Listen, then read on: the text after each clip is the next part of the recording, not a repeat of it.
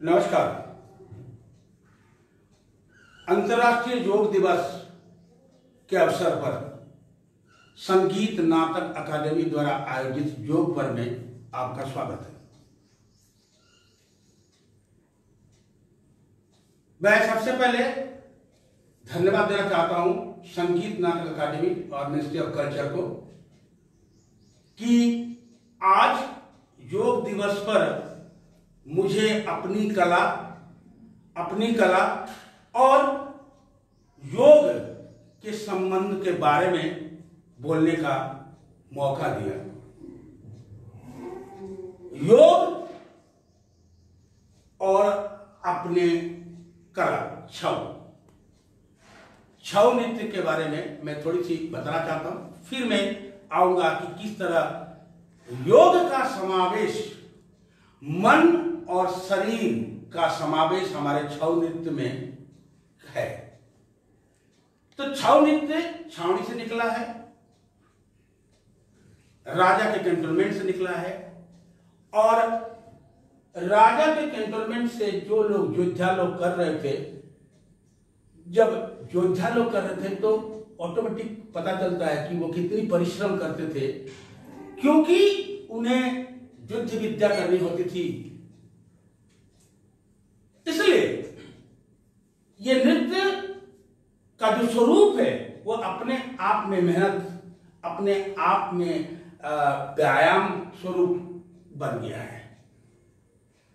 योग के बारे में बड़े बड़े ऋषि मुनि, बड़े बड़े ज्ञानी लोग बहुत कुछ बोल गए हैं, लेकिन जब मैं ये नृत्य को सीखा, क्योंकि मैं बचपन से नृत्य को सीखा, और बचपन से जब नृत्य को सीखा तो उस वक्त मुझे योग का कोई ध्यान नहीं था। योग का क्या मतलब होता है, योग किस तरह से होता है, ये मुझे कोई नॉलेज नहीं था। लेकिन धीरे धीरे जैसे मैंने इस नृत्य को सीखना शुरू किया और आगे की ओर अग्रसर हुआ और मेरी दिमाग परिपक्व हुई और योग के बारे में मैंने पढ़ा, सुना, देखा, इन चीजों को देखते हुए सुनते हुए मुझे लगा कि हमारी कला योग की कितनी नजदीक है, कितने क्लोज है। चाहे आप शरीर को लीजिए, चाहे आप मन को लीजिए, क्योंकि नृत्य है और छऊ नृत्य एक ऐसा नृत्य है जिसमें सबसे ज्यादा आंगिका अभिनय है। आंगिका अभिनय का मतलब यह होता है कि शरीर के जितने अंग प्रत्यंग उपांग जितनी चीजें हैं उन सबको जागृत करना, उन सबको चलन में लाना, ब्लॉकेज नहीं होना चाहिए। उसके लिए हम विभिन्न तरह की व्यायाम करते हैं, और जो व्यायाम बिल्कुल मुझे ऐसा लगता है कि योग के नजदीक है, योग है, पूरी योग है। जैसे हर नृत्य को या हर डांसर को, हर जो नृत्य करता है, चाहे मैं क्यों ना हूं, सबसे पहले हम अपने मन और शरीर के ऊपर ध्यान देते हैं। खास कर हमारे छऊ नृत्य में सबसे पहला काम जो होता है वो शरीर को लेकर होता है, और शरीर को लेके जो होता है उस शरीर में हम क्या क्या करते हैं और कैसे करते हैं, मैं आपको थोड़ा बहुत डेमो करूंगा और साथ साथ मैं उसको डिस्क्राइब करते जाऊंगा। क्योंकि योग का मतलब होता है शरीर और मन को इकट्ठे करना। आफ्टर ऑल योग का मतलब है कि आगे चलकर सिद्धि मतलब साधक बन के साधना करने के बाद जाकर सिद्धि मिलती है। तो साधक बन के अगर नृत्य को हम साधते हैं तब जाके कहीं हमको सिद्धि मिलती है। तो साधक बनने के लिए जो जो चीजें चाहिए उन चीजों की आवश्यकता होती है, चाहे वो डांसर हो, चाहे वो कुछ भी हो। क्योंकि नृत्य जगत में शरीर को हम अपनी धन मानते हैं और मन से धनी होते हैं। शरीर जितना अच्छा काम करता है उतना अच्छा डांसर का डांस निकलता है, और शारीरिक जब ठीक रहता है तो मानसिक भी ठीक होता है। देखिए आप जनरल एक्सरसाइज करके देखिए एक बार, जनरल एक्सरसाइज करेंगे, पसीना बहाएंगे तो मन इतनी प्रफुल्लित हो जाएगी, मन इतना आनंद हो जाएगा कि बोल नहीं करेंगे। और नृत्य तो एक साथ इतना, और नृत्य खुशी देती है, योग खुशी देती है, आनंद देती है। तो मैं सबसे पहले शुरुआत करना चाहता हूं, हमारी परंपरा में सबसे पहले हम भगवान, क्यों कि आपको पता है कि शिव ही हमारा आदि गुरु है नृत्य के, और शिव से ही योग निकला है। तो आदि गुरु डांस के, उनके शरीर और उनके योग दोनों इकट्ठे ना हो, ऐसा कभी हो नहीं सकता है। मुझे ऐसा लगता है कि जो भी देन है भगवान शिव की देन है, और शिव जी तो शिव जी है, इसलिए कहते हैं ना, आंगिकम भुवनम जस्य वाचिकम सर्वंगमयम आहार्य चंद्र तारादि त्वं नमं सात्विकम शिवम। तो शिव की आराधना करते हुए हमारे यहां जब हम स्टार्ट करते हैं तो सारे डांसर खड़े होकर, हाथ जोड़कर, खड़े होकर हाथ जोड़कर केवल रिदम को सुनते हैं और उसे कहते हैं जात्रा घाट, यानी कि शिव और पार्वती की दोनों की समावेश की आराधना है। तांडव और लास्य को मिलाकर आराधना है, जात्रा घाट।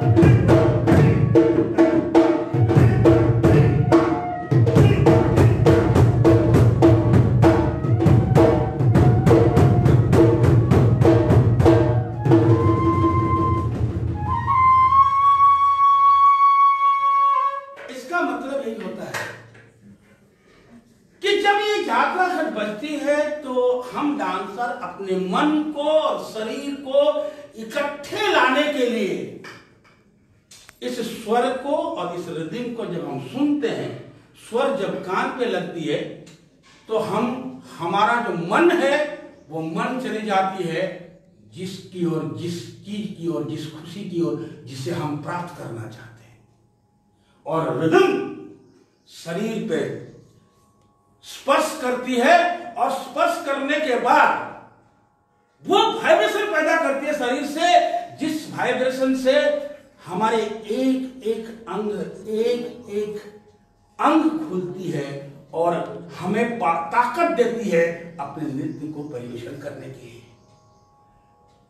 मैं इससे पहले कुछ आपको दिखाना चाहता हूं जिससे हम अपने शरीर की गठन करते हैं, शरीर को नृत्य के योग्य बनाते हैं, मन को नृत्य के योग्य बनाते हैं। क्योंकि नृत्य को मैं मानता हूं मन, माइंड और बॉडी, शरीर का खेल है।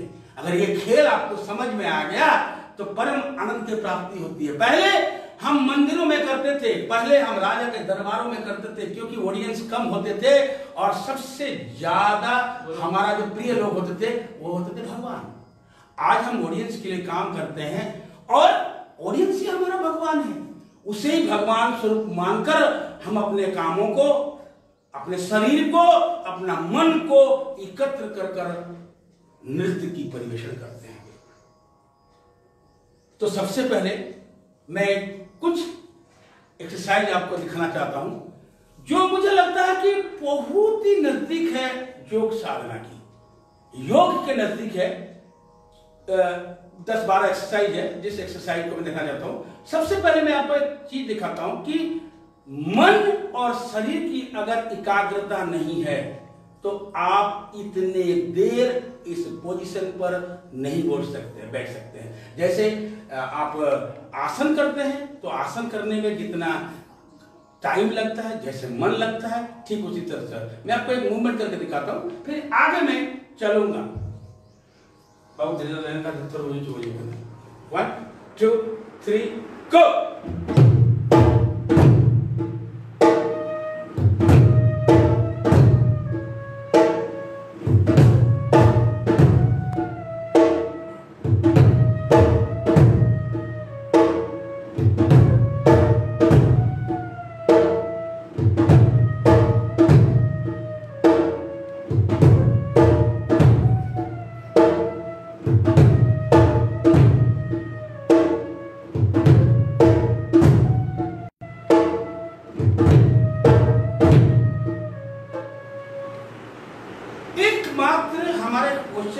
चौक है, इस चौक में आपको बैठने के लिए कम से कम 15 मिनट 10 मिनट,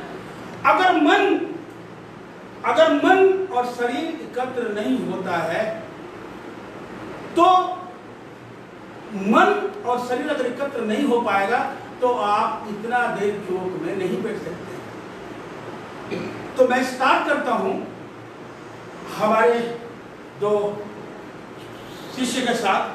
एक है सुकांत कुमार आचार्य जो मेरा भाई है, दूसरा सतीश सिंह मोदक है जो हमारे यहाँ के सीनियर शिष्य है, अभी असिस्टेंट टीचर भी है और ये सीनियर टीचर भी है और आगे चलकर गुरु के इसमें जाएंगे। तो मेरा इच्छा है कि ये दोनों डेमोन्स्ट्रेट करके दिखाएं आपको कि किस तरह नमस्कार होता है। नमस्कार के बाद पोजीशन लेंगे और फिर हम स्टार्ट करेंगे एक्सरसाइज।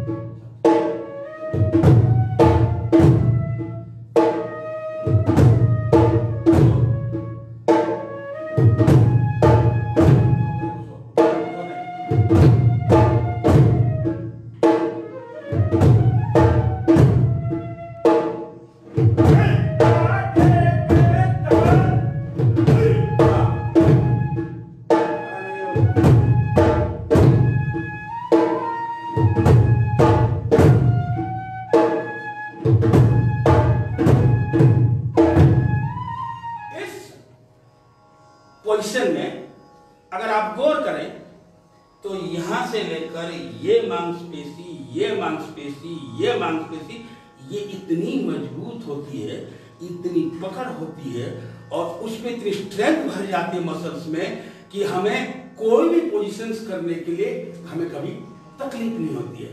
दूसरा, इसी पोजीशन में लेके अपने पूरे शरीर को एक पैर में तोलना। रेडी? 1 2 3 गो।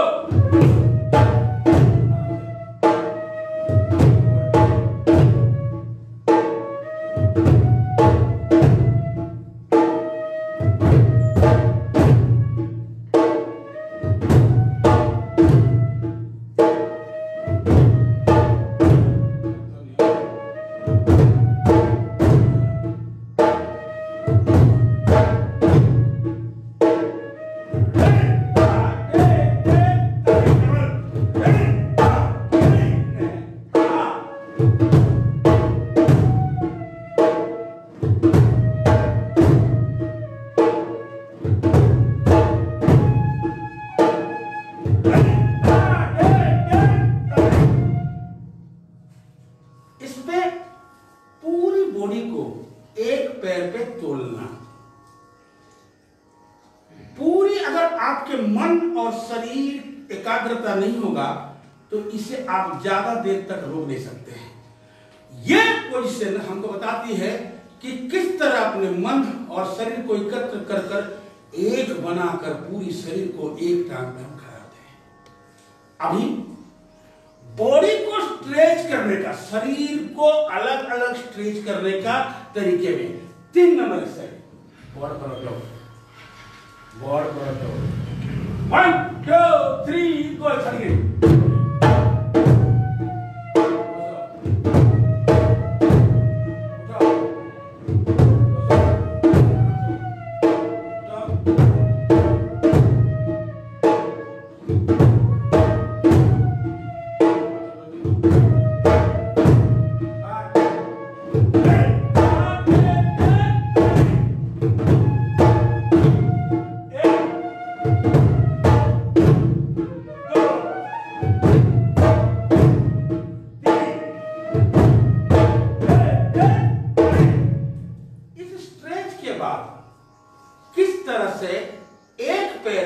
अपनी पूरी बॉडी को तोलते हुए पूरी बैलेंस की जाती है। जैसे बजे वो 1 2 3 गो।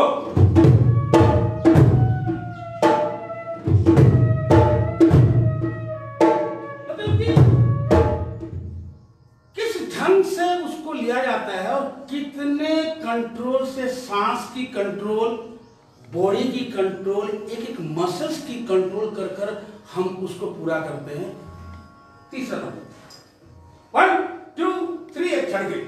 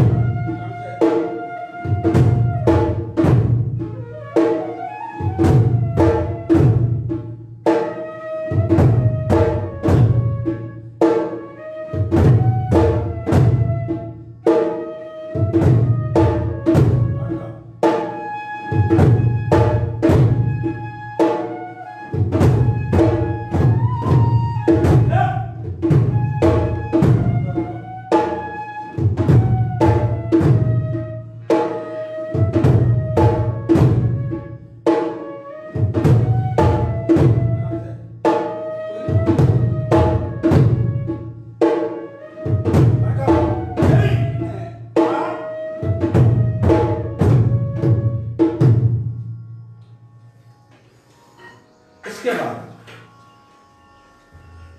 क्योंकि छाव में सबसे ज्यादा जो है श्वास प्रक्रिया की काम है, निश्वास के ऊपर बहुत सारी चीज निर्भर करता है कि किस तरह से सांस लेना, कितने स्पीड में सांस लेना, कितने स्लो में सांस लेना, कहाँ सांसें रोकना। प्राणायाम का बहुत काम है, क्योंकि हम मुखौटे लगाते हैं और मुखौटे लगाने के बाद अगर हम सांस की कंट्रोल नहीं कर पाएंगे, प्राणायाम में हम कंट्रोल नहीं करेंगे तो हम पूरी नृत्य को खत्म नहीं कर पाएंगे, आधे से थक जाएंगे या फेंट हो जाएंगे। इसलिए हमें बताई जाती है कि इस नृत्य को करने के लिए आप जंप्स करें, लिव करें। जितना आप जंप्स कर सकते हैं उतना आपकी सांसें फूलेगी, सांस के ऊपर कंट्रोल आएगा। तो हमारा इस टेक्निक का नाम है घोड़ा दुम का, और सामने वाला जो जंप है उसको कहते हैं बाघ दुम का। ताड़ी दे लेना। 1 2 3 गो।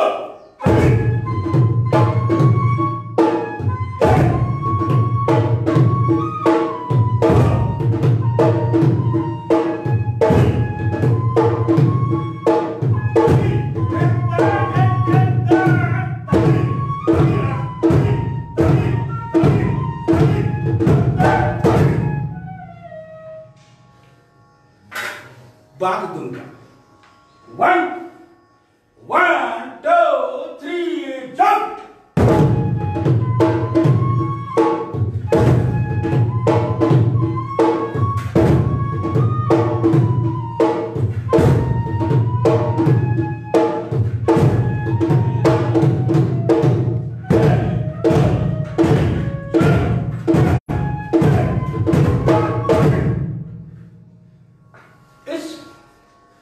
जंप के साथ इस आप खुद देख सकते हैं कि किस तरह से अपनी सांसें चलती है, कितनी जोर चलती है।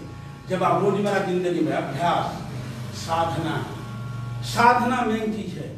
अगर रोजमर्रा जिंदगी में आप अभ्यास करेंगे तो ना आपकी सांसें फूलेगी, ना आपकी सांसें नीचे जाएगी, सांस वहीं काम की रहेगी। इसलिए कहते हैं कि योग में जिस तरह से साधा जाता है साधक बनकर, नृत्य में भी साधना की जाती है साधक बनकर। इसके बाद जो एक्सरसाइज दिखाऊंगा उसको कहते हैं टाइगर स्टेज, यानी कि बाघ दाबड़ा। इससे हमारा ये जो जॉइंट है ये ज्यादा खुलता है और आगे वाला जो नी से बेंड करके हम मसल्स को मजबूत करते हैं वो काम आता है। तो बाघ दाबड़ा 1 2 3 गो।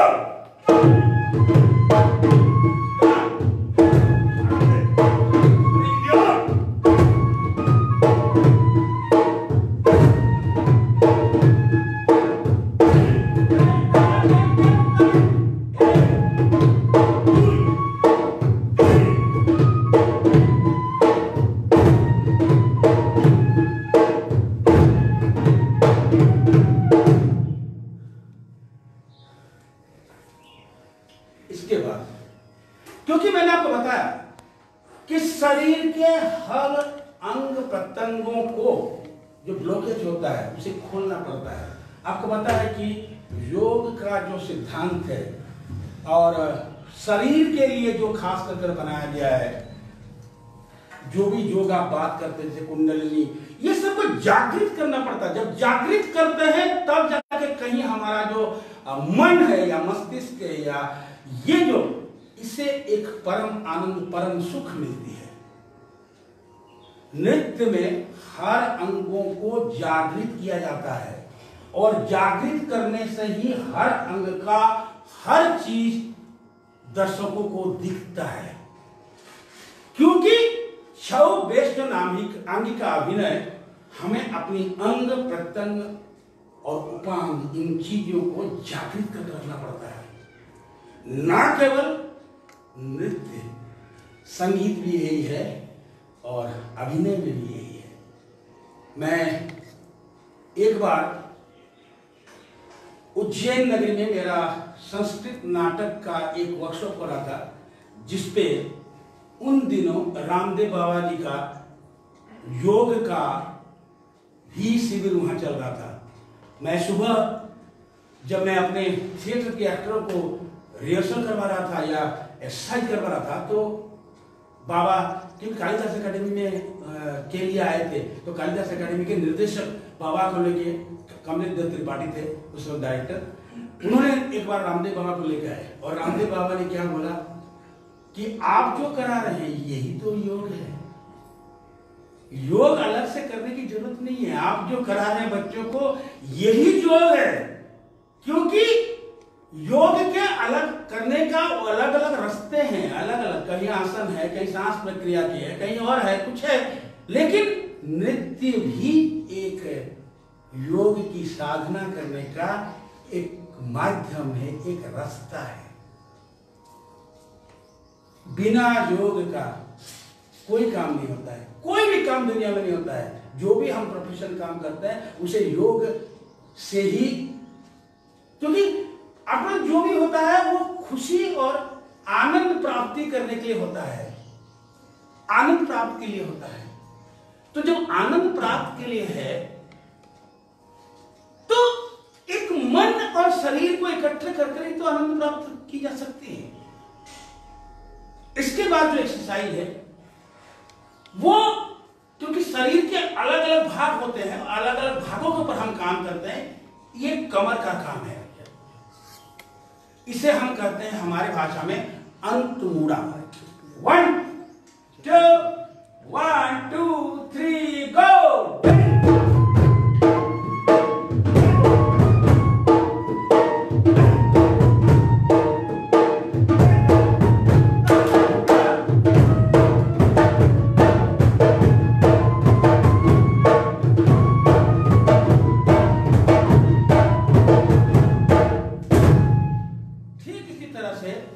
बाएं पैर में करते हैं।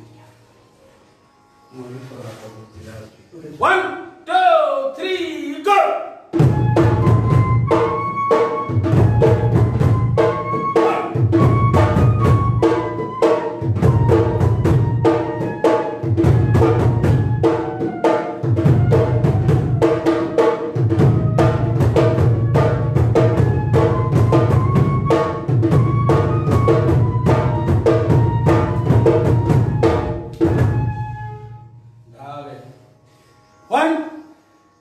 इसके बाद जो एक्सरसाइज है उसको कहते हैं हम खुला पाछुड़ा। दोनों पैर को, ये जितनी भी हम एक्सरसाइज करा रहे हैं, आप देखिए इसमें सारे का काम बॉडी का भी है और सांस का भी है, क्योंकि बगैर इस दोनों की कंट्रोल से नृत्य करना असंभव है।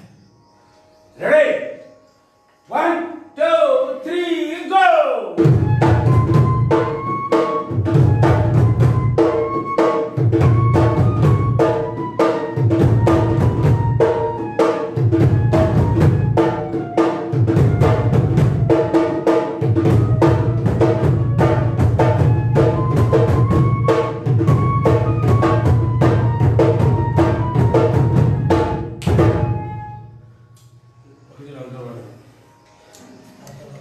इसके बाद कमर तक आ गया।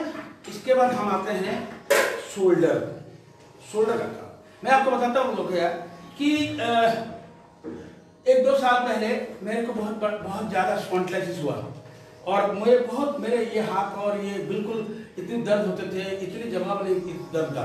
लेकिन जब मैं गया तो डॉक्टर को दिखाया, डॉक्टर ने दवाई दिया और उन्होंने कहा फिजियोथेरेपी करवाओ। तो मैं एक दिन फिजियोथेरेपी के लिए गया और मैं दूसरे दिन फिजियोथेरेपी जाने के लिए सोचा भी नहीं, क्योंकि उन्होंने जो एक्सरसाइज बताया वो एक्सरसाइज तो मैं डेली करता हूँ, रोजमर्रा जिंदगी में करता हूँ। तो मैंने सोचा कि क्यों नहीं मैं इस एक्सरसाइज को मैं नहीं कर रहा था उसको मैं दोबारा करूं, और दोबारा करने के बाद आज देखिए, आज बिल्कुल नहीं है, पेन नहीं है, कुछ नहीं है। हाँ, ज्यादा काम करने के बाद थोड़ी बहुत पेन आती है, लेकिन मैं 98% में ठीक हो चुका हूं। तो योग ही एक सिद्धांत है, नृत्य ही एक सिद्धांत है, दोनों आसपास की है, जो दोनों मेडिकल की तरह, औषधि की तरह, दवाई की तरह शरीर और मन के लिए काम करता है। देखिए शोल्डर,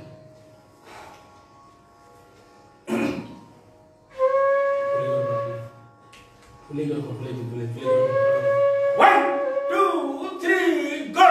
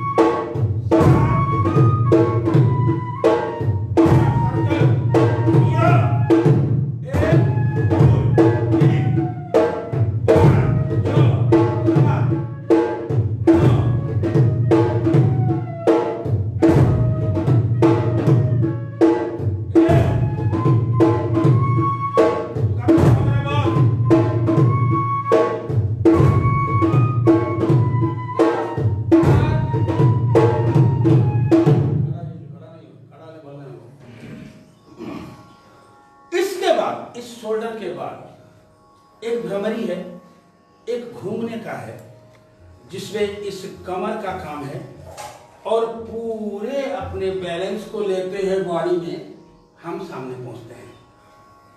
सतीश को तो बोली बंद करो ना, तो चौक बना, सीधा करो, सीधा करो, चौक बना। ऐसा नहीं, ऐसे चौक नहीं होता है।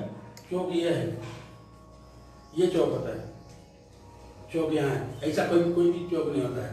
रेडी, 1 1 2 3 गो।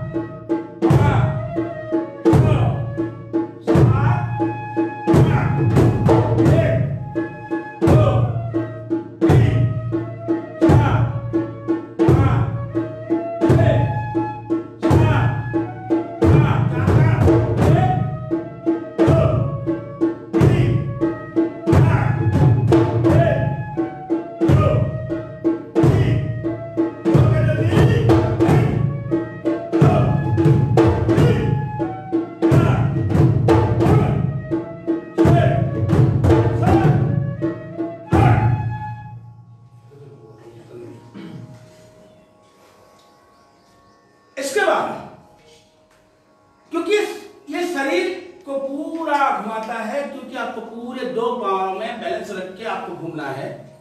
अभी एक पैर में स्ट्रेच मारकर एक पैर सीधा रखकर ये बॉडी को पूरा पलटाना, इधर का काम है।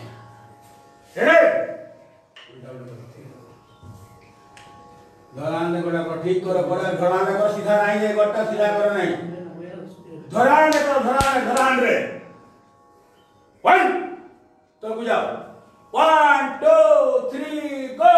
धरान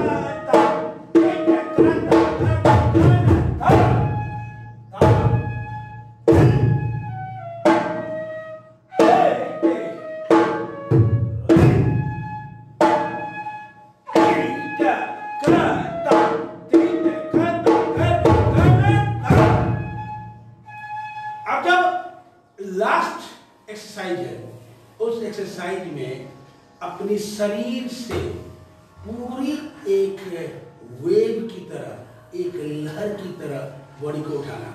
बाबू चलो करूंगा 1 2 3 गो।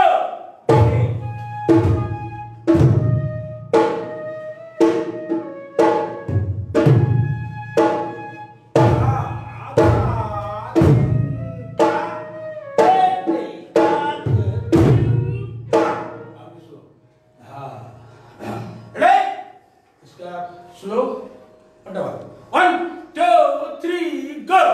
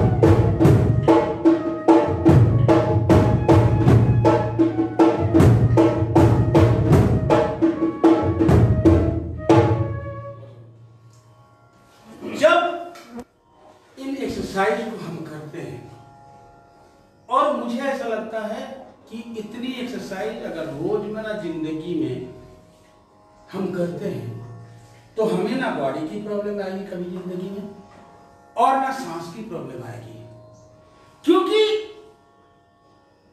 इतनी बार बार जब, और साधक जब साधना करता है तो एक बार नहीं करता है, उसे बार बार करता है। इसलिए हमारे गुरुओं ने कहा था कि बेटा एक मूवमेंट को बार बार 20 बार 30 बार 40 बार 50 बार 100 बार करो, तभी जाके कहीं एक बार जब स्टेज में करोगे तो अच्छा होगा।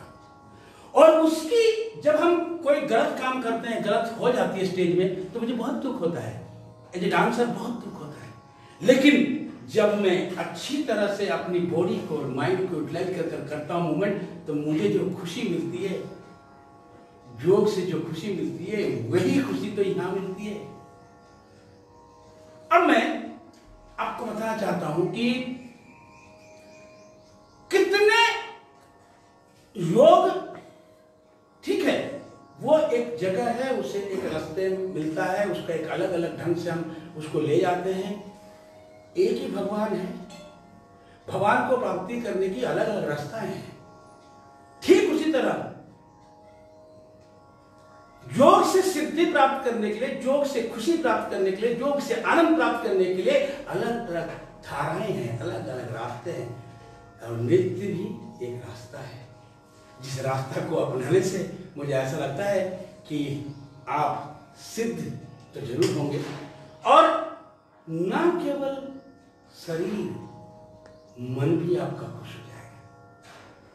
अब मैं आगे बढ़ता हूं कि छौ नृत्य में जब हम इन सब चीजों को करने के बाद जब हम नृत्य की तरफ भागते हैं, नृत्य में किस तरह का मन और शरीर का समावेश होता है, चाहे वो वीर रस का हो, किसी भी रस का हो, कोई भी रस किस तरह से होता है। तो मैं आपको एक रिदमिक स्ट्रक्चर, जो हमारे ढोल बजता है, नगाड़ा बजता है, स्वर में बांसुरी है, शहनाई है, किस तरह से म्यूजिक रिदम एक डांसर को उसकी सिद्धि को प्राप्त करने के लिए सपोर्ट करता है, कितने हद तक सपोर्ट करता है। क्योंकि रिदम कान पे बजती है, त्वचा में टच करता है, वाइब्रेशन, स्वर कान पे जाती है, मस्तिष्क में आता है। अब देखिए, जब हम यात्रा घट बजाए शुरुआत में, उस यात्रा घट का मीनिंग ही तो यही था कि एक तरफ रिदम बज रहा है, एक तरफ हम कोई नाच तो नहीं रहे, हम हाथ जोड़कर आंख बंद कर एक मन को एकत्र करने की, क्योंकि परफॉर्मेंस करने जाएंगे हम, मन को एकत्र करके परफॉर्मेंस करना है। मन और शरीर अगर एकत्र नहीं होगा तो परफॉर्मेंस अच्छा नहीं होगा। और हमारे दिमाग में क्या घूमता है, जब हम मन को हम एकत्र करते हैं तो जो कैरेक्टर हम प्रेजेंट करने के लिए जाते हैं, जो स्टोरी लाइन को प्रेजेंट करने के लिए जाते हैं, वो हमारे दिमाग में घूमता है। और गुरु कहते थे कि जब भी तुम्हें नाचना हो बेटा, पहले बॉडी वार्म अप करो, उसके बाद ब्रेन, मस्तिष्क को और बॉडी को और शरीर को, दोनों शरीर और मन को एकत्र करो, और फिर कॉस्ट्यूम पहन के, घुंघरू पहन के, मुखौटे पहन के स्टेज में जाओ। वो नृत्य एक अलग होगी और वो खुशी एक अलग, वो आनंद एक अलग प्राप्त होगी। तो मैं आपको एक रिदम के साथ एक डांस आइटम्स का बॉडी एक्सप्रेशंस मुखौटे के साथ कंट्रोल कितना है, क्योंकि छौ हमें 4 चीजें देती है। एक अच्छा फ्लेक्सिबल बॉडी, एक अच्छा इनर स्ट्रेंथ, आउटर स्ट्रेंथ नहीं चाहिए, पहलवानी नहीं करना मुझे नाचना है, तो इनर स्ट्रेंथ चाहिए। अगर आपकी सांसें फूलने लगेगी तो आप मूवमेंट नहीं कर पाओगे, चाहे कभी दाया पैर यहाँ रखते तो बायां उधर हो जाएगा। इसीलिए वो सांस की प्रक्रिया हमारी काम करती है। और खास करके मुखौटे पहनने के बाद तो बहुत ही ज्यादा कंट्रोल करना पड़ता है। मैं आपको बताऊंगा कि कहां हम सांस रोकते हैं, कहां हम सांस छोड़ते हैं।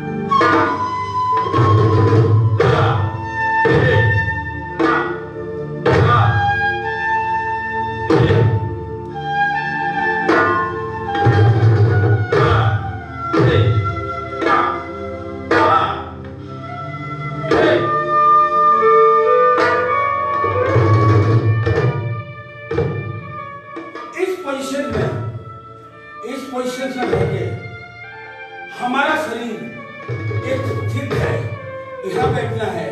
मुझे ये म्यूजिक चल रही होगी, कितना देर ये म्यूजिक बज रही है, म्यूजिक बज रही है और मैं अपनी बॉडी को लेकर जा रहा हूँ।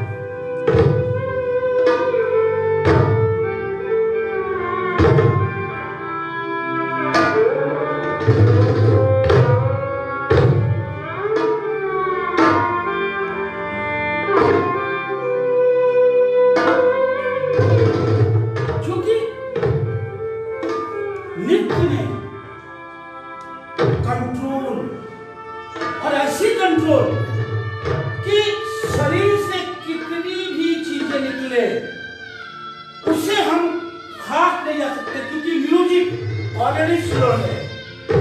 उस स्लो म्यूजिक में अपने शरीर को गति कराना है। अगर एक वेग गाना जैसे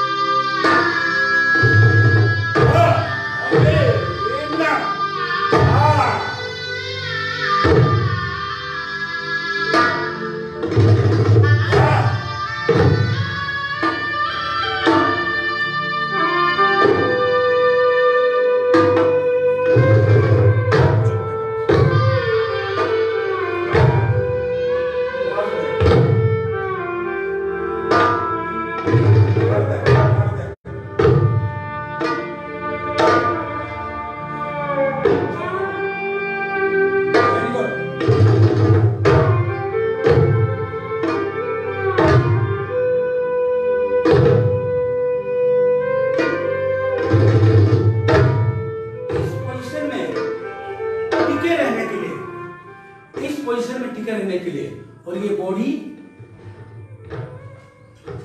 यहां तक आएगी। इस पोजीशन में टिके रहने के लिए निश्वास को आपको बंद करना पड़ेगा, और जब ये रिलैक्स करके दूसरे मूवमेंट की ओर भागेगा, सांस छोड़, निश्वास को रिलीज करना पड़ेगा। सांस को रिलीज किया जाता है। तो ये योग हमें सिखाती है कि किस जगह अपनी सांस को रोकना है मुखौटे पहनने के बाद, और किस जगह सांस को रिलीज करना है। ये योगी तो है, और क्या है।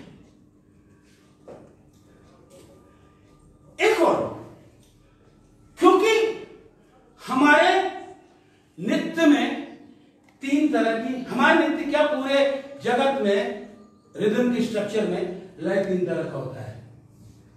एक होता है विलंबित, एक होता है मध्य, एक होता है द्रुत। विलंबित लय में जो अभी बज रहा था, तो धा गे ना, धा धिन ता, धा गे ना ता, खे ता। अब मध्य लय में जाने के लिए धो ते ते धूमा ते ते ते ते तागी ते ते धूमा ते ते ता, रे दा दिन ता, रे दा दिन ता, रे दा दिन ता ता।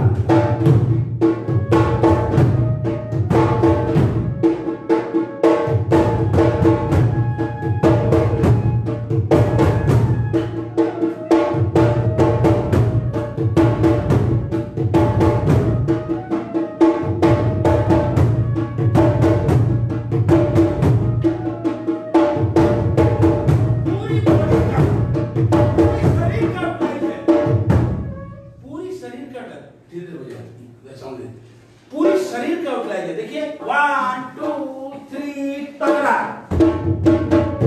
पूरी बॉडी को देखिए, गर्दन से लेकर पैर तक।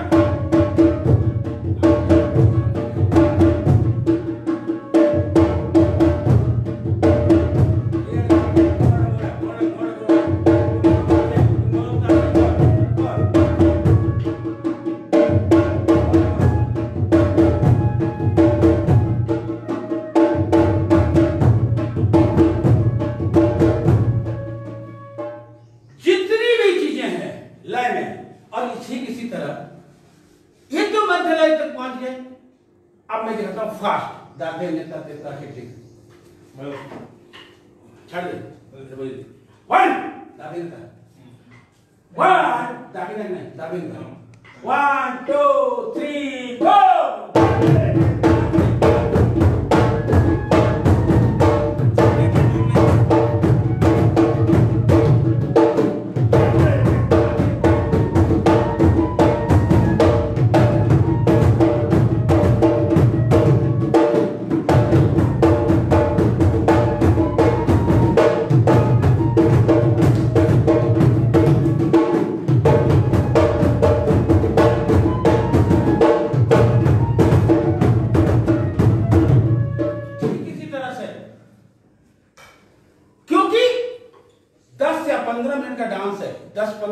डांस में स्लो नाचा हमने, विलंबित लय में नाचा, फिर मध्य लय में नाचा और द्रुत लय में नाचा।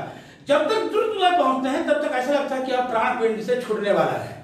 वो प्राण पिंड से छूटेगा नहीं तभी जब आप साधक बनकर साधना कर कर इस योग रूपी नृत्य को सीख कर आप रोज बना जिंदगी में प्रैक्टिस करेंगे तो कभी भी आप हाँपेंगे नहीं, कभी भी आप करेंगे थकेंगे नहीं, कभी भी आपकी मुकुटों से प्राण नहीं निकलेगा। हंस का नाटकी 1 2 3 गो।